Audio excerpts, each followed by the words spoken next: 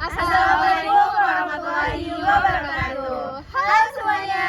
Perkenalkan, kita dari kelompok 2 pada mata kuliah akuntansi syariah. Kami akan menjelaskan materi tentang kafalah. Sebelumnya, perkenalkan, aku Umaira Zikra. Aku Aris Purnamasari. Saya Tessa Tika Saputri. Saya Diani Fernantari. Saya Nur Afifah. Dan saya Raisa Niola Putri. Selamat menyaksikan.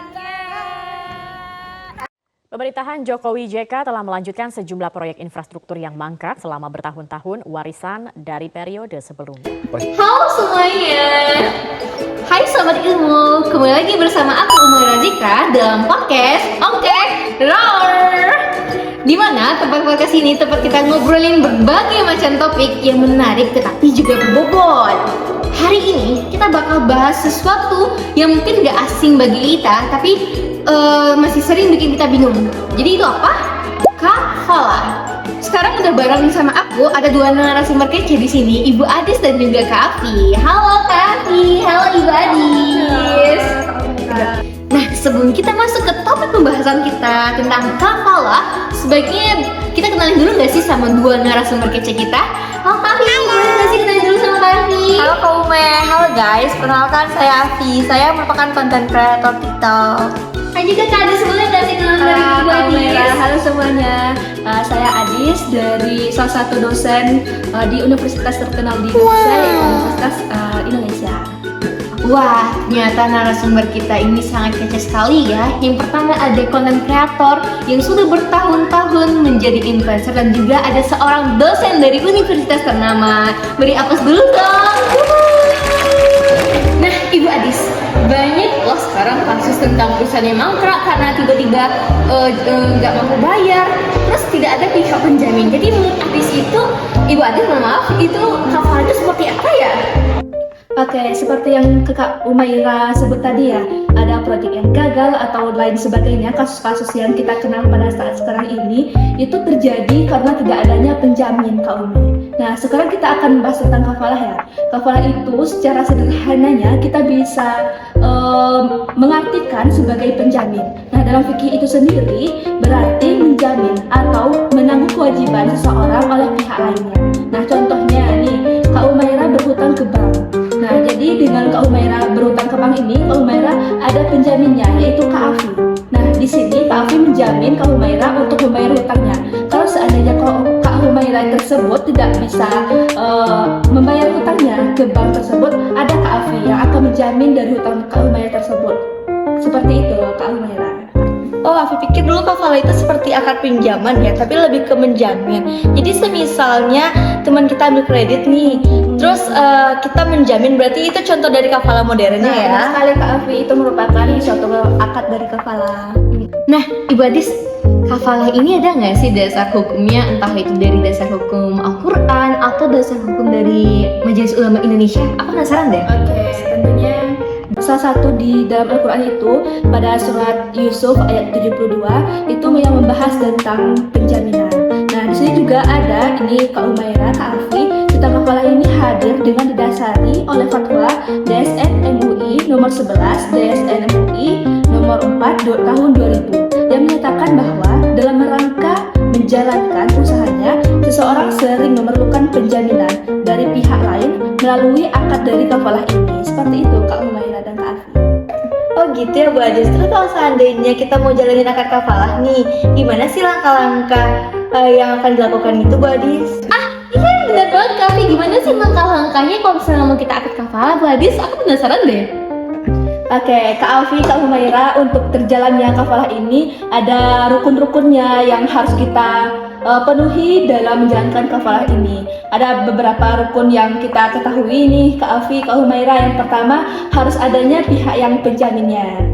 Ya, nah di sini pihak penjamin ini kita harus memenuhi syarat-syarat tertentu juga dengan berakal, balik. Tentunya kalau seandainya kita berutang tapi kita ada penjaminnya itu anak kecil, nggak mungkin ya anak kecil akan menjamin dari hutang-hutang kita tersebut. Nah selanjutnya itu ada juga pihak yang dijamin. Nah selanjutnya juga ada objek. Objek ini merujuk pada kewajiban yang dijamin tersebut, seperti utang, kewajiban pembayaran, atau kontrak yang harus dipenuhi. Objek ini harus jelas dan mengikat agar tidak menimbulkan sengketa di kemudian hari nantinya ketika kita telah melaksanakan kafalah tersebut. Nah, selanjutnya juga ada pihak yang berhak. Nah, terakhir kita juga harus ada akad atau ungkapan-ungkapan yang terjadi pada saat terjadinya kafalah tersebut. Nah, ungkapan ini harus jelas dari penjamin yang menyatakan bahwa kesanggupan untuk menanggung kewajiban debitur tersebut. Meskipun tidak ada kalimat baku, niat penjamin ini untuk mengambil tanggung jawab harus tegas dan dimengerti. Seperti itu Kak Humaira. Ustaz Alfi. Oh, aku setuju sih sama Ibu Adis kalau kafalah itu dilakukan sama orang balik.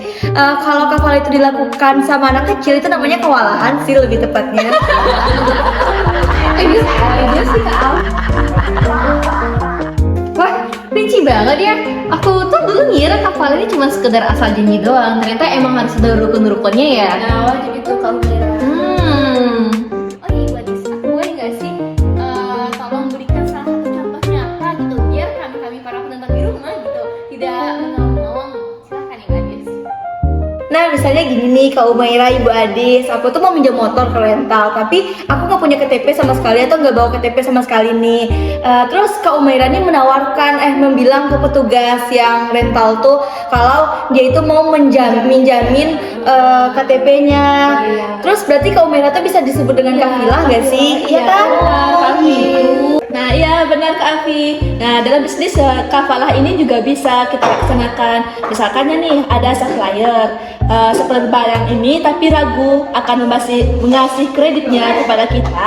Nah, lalu ada pihak ketiga yang jadi penjamin dari transaksi tersebut. Itu pun juga bisa kita sebut sebagai kafalah, teman-teman. Nah, aku ada pertanyaan untuk Ibu Adis. Aku tuh penasaran dari dulu sebenarnya apa ya perbedaan antara kafalah, hawalah, sama gadai. Tolong dong jelasin dengan bahasa sederhana, soalnya aku masih ngomong di pikiran aku. Oke, ini kita bahas tentang bagaimana sih perbedaan dari kafalah tersebut atau dengan gadai dengan hawalah yang Kak Umaira sebut tadi ya. Nah, kafalah itu bisa kita bahas dari tadi ya. Kafalah itu merupakan suatu perjanjian di mana satu pihak yang menjamin bahwa pihak lain akan memenuhi kewajibannya kepada pihak ketiga. Nah, contohnya bank yang menjamin pelaksanaan kontrak oleh kontraktor. Nah, itu yang bisa kita sebut sebagai kafalah Kak Ume. Nah, selanjutnya kalau untuk gadai itu sendiri merupakan perjanjian antara dua pihak di mana satu pihak yang pemberi gadai tersebut menyerahkan barang sebagai jaminan kepada pihak lain atau penerima gadai tersebut. Nah, untuk memperoleh penjamin atau fasilitas lainnya, contohnya gadai rumah atau mobil. Seperti itu Kak Umaira dan Kak Afi. Nah, selanjutnya kalau tentang hawalah itu merupakan perjanjian di mana satu pihak yang penghutang mengalihkan hutangnya kepada pihak lainnya atau pihak ketiga yang bersedia menanggung utang tersebut. Nah, contohnya perusahaan yang mengalihkan utangnya kepada perusahaan lainnya.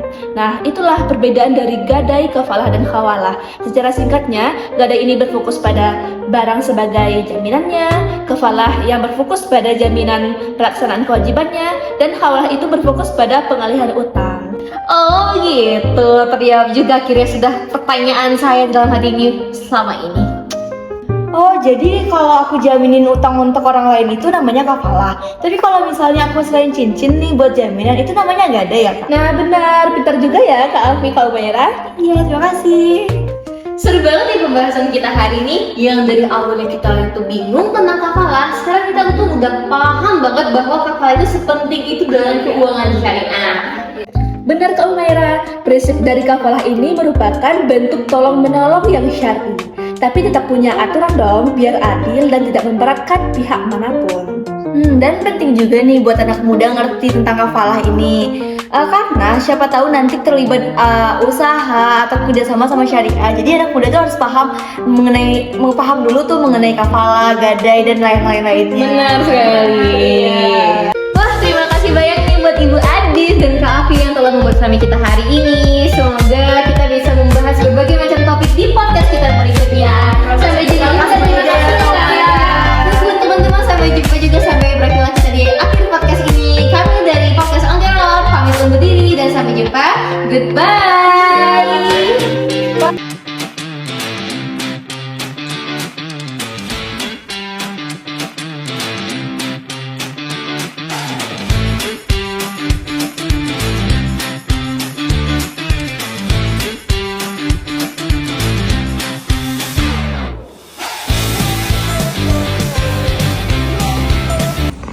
Bu. Sebelumnya perkenalkan Bu, saya Desa Atika Saputri, seorang kontraktor dari PT Jaya Abadi. Nah, saya mendengar kabar bahwa Politeknik Negeri Padang ini ingin melakukan pembangunan gedung PKM. Bagaimana ya Bu?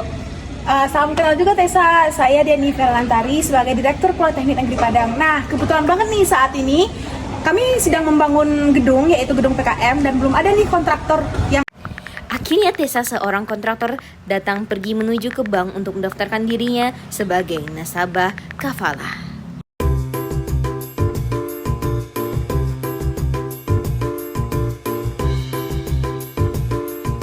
Selamat siang, ada yang bisa saya bantu? Sebelumnya boleh duduk terlebih dahulu. Baik, perkenalkan saya Raisa Nila Putri selaku customer service pada bank ini. Apakah ada yang bisa saya bantu, Bu? Nah, jadi gini Bu, saya kan ada proyek pembangunan gedung di PKM Politeknik Negeri Padang. Saya ingin mengajukan akad kafalah untuk proyek pembangunan ini. Apakah bisa? Nah, tentu saja boleh, Bu. Sebelumnya saya akan menjelaskan apa itu akad kafalah. Nah, akad kafalah merupakan akad penjaminan. Nah, dalam hal ini, bank akan menjadi penjamin atas pelaksanaan kontraktor terhadap proyek yang Bapak Ibu miliki. Oh, jadi misalnya kalau proyek saya ini gagal, siapa yang akan jadi penjamin atas proyek ini, Bu? Nah, tentu saja bank yang akan menjadi penjamin atas kegagalan proyek yang telah Ibu jalankan. Nah, sebelumnya izinkan saya untuk menjelaskan jenis-jenis kafalah yang ada pada bank kami. Nah, yang pertama itu ada kafalah binafas, yaitu jaminan diri yang merupakan jaminan diberikan seseorang atas nama baik atau kekokohan dirinya sendiri. Nah, yang kedua itu ada kafalah bilmal, merupakan kafalah yang berfokus pada jaminan pembayaran barang atau pelunasan utang. Nah, yang ketiga itu ada kafalah bitaslim, yang merupakan jaminan yang bertujuan untuk memastikan pengembalian barang yang salah setelah masa sewa berakhir. Nah, yang keempat ada kafalah al-munajaz atau jaminan mutlak, yang merupakan jaminan tidak terbatas waktu atau tujuan. Lalu yang terakhir ada kafalah al-mu'alqah, yaitu jaminan bersyarat yang bentuk kafalah yang dibatasi oleh jangka waktu dan tujuan tertentu. Nah, begitu Bu jenis-jenis kafalah yang ada di bank ini, Bu. Sepertinya saya tertarik untuk melakukan akad kafalah al-mu'alaqah. Lalu apa saja persyaratan yang perlu saya siapkan untuk melakukan akad ini? Nah, untuk syarat itu sangat mudah sekali, Bu. Yang pertama itu harus ada kesepakatan yang jelas. Nah, yang kedua itu harus ada ketentuan penggantian jika nanti itu terjadi kerugian. Nah, yang ketiga itu ada keadilan dalam syarat tersebut. Lalu yang terakhir itu ada ketentuan syariahnya. Baik Bu, ini ada berkas-berkas yang sudah saya siapkan untuk akad ini. Boleh diperiksa dulu dokumennya, Bu? Baik, akan saya periksa dulu ya, Bu. Kalau setelah saya periksa, dokumen yang Ibu serahkan sudah lengkap dan betul untuk melakukan akad kafalah. Baik, Bu, sekarang kita akan melakukan proses penandatanganan akad. Silakan Ibu tanda tangan di bagian sini. Nah, baik, terima kasih Ibu telah mempercayakan akad kafalah kepada bank kami. Semoga proyeknya dapat berjalan dengan lancar. Terima kasih kembali, Bu.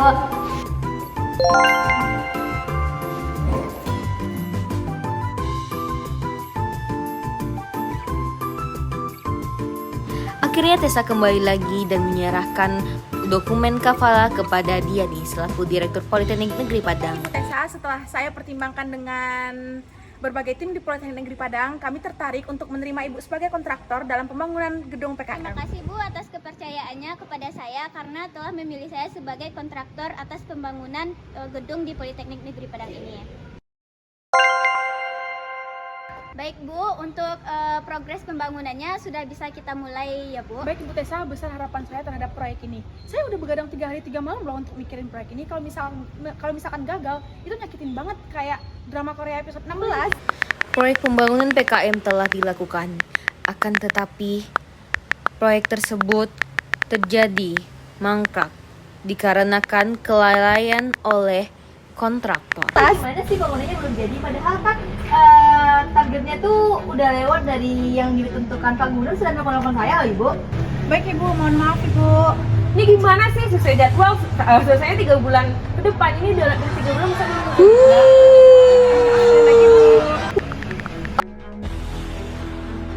Ini gimana sih proyek nggak kelar-kelar? Nggak mencapai target banget. Sesuai kesepakatan ya, kalau misalkan proyek ini nggak mencapai target, saya berhak klaim ke bank. Halo Ibu. Iya Ibu. Mohon maaf ya Bu atas kelalaian yang telah kami lakukan. Saya bersedia untuk Ibu melakukan klaim atas kesepakatan yang telah kita lakukan di awal. Sekali lagi saya mohon maaf ya Ibu. Terima kasih teman-teman telah menyaksikan video kami. See you. Dadah.